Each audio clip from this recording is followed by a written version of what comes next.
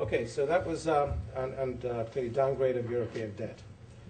So that was the financial crisis. Now a little bit about the global economy, and to give you a perspective on GDP, and then tracking GDP and population. So if you look at the U.S., for example, pre-crisis, 3%, 4%. That was the GDP rate.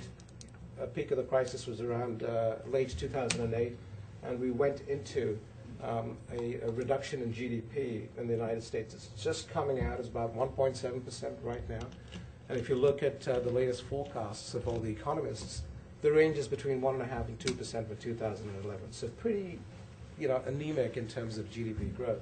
And even this growth that you see is really pushed by the enormous amount of liquidity that was injected into the system. So a good way to think about it is if the money supply was this, when the crisis occurred, there was an incredible amount of deleveraging that took place, and that took the money supply back down to, say, this level. Then the government injected a whole bunch of liquidity into the system. All it did was it took back the money supply to where it was. And because consumption slowed down, because the unemployment rate is so high and people are trying to save money as opposed to spend, the money is not flowing through this, so the velocity hasn't come through.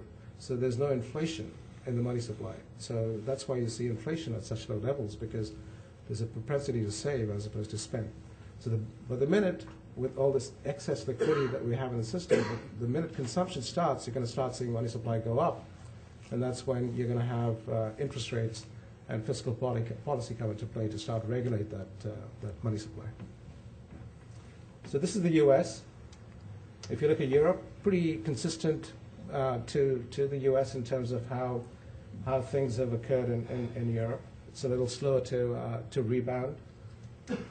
If you look at China, on the other hand, it's a different story. We have consistent growth rate. There was a little bit of a blip, but still about 9.5%. And that's primarily driven by the fact that domestic consumption is driving that growth rate. The fact that there's an emerging middle class in China that is taking that consumption and driving GDP up. If you look at Brazil, Brazil is a more commodity-driven sort of economy. So you see the dip as the exports dried up. You saw the GDP sort of crunch down to near zero, rebounding now at 5%. And if you look at India, if you look at India, pretty consistent with China in terms of where we are with GDP. Again, the key driver there is domestic consumption. Now, if you look at all of those growth rates, I mean, the logical conclusion would be, invest in China, invest in India, because that's where the growth is. And that's where the population is. If you look at population, India and China account for almost 40% of the world's population. Significant. The U.S. is around 4.5%. But if you overlay GDP on top of that in terms of what proportion of GDP do these countries represent, you look at the U.S. and it's material. It's 25%. And if you look at Europe and the U.S., 40% of the world's GDP actually comes from these two economies.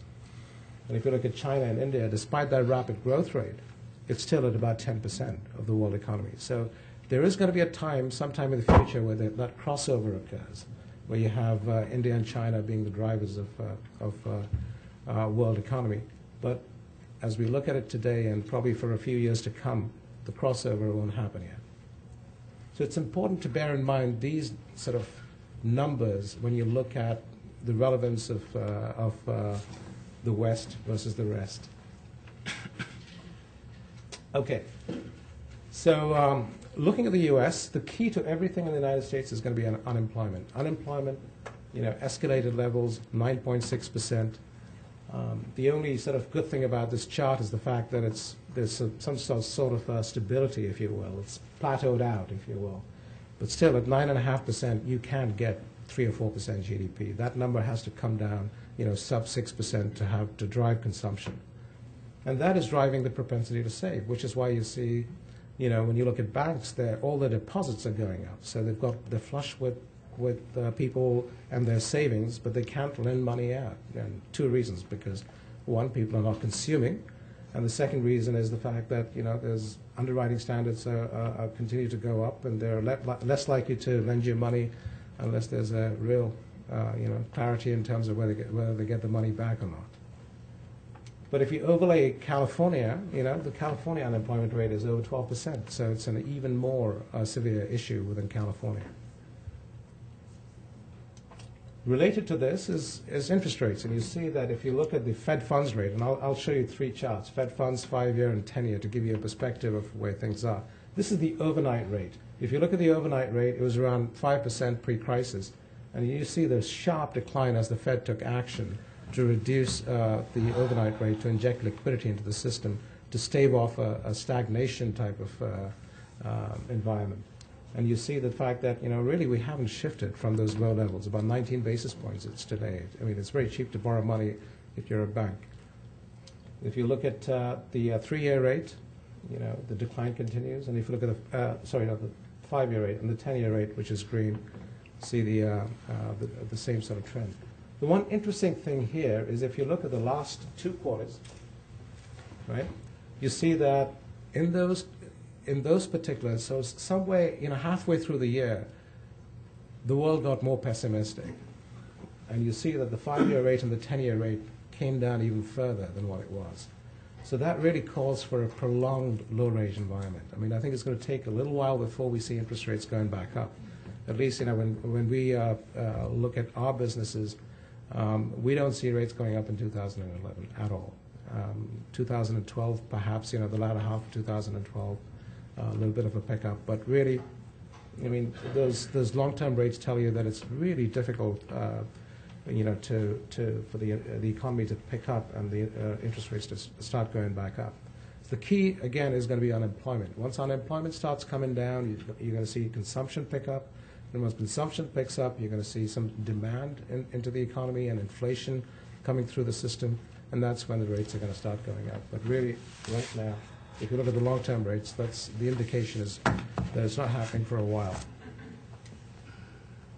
So, again, I'm going to be very sector-specific here on the U.S. and the financial services side. If you look at the outlook, continued low-rate environment, increased regulations, so there's a lot of things that drive a cost structure high for a financial services industry.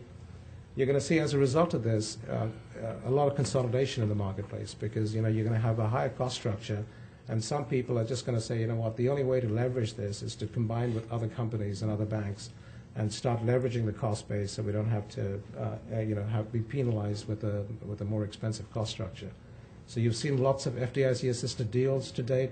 There's going to be a evolution from that to healthy banks merging, given where valuations of these banks are today, and taking advantage of the cost base to try and attack the marketplace a little differently.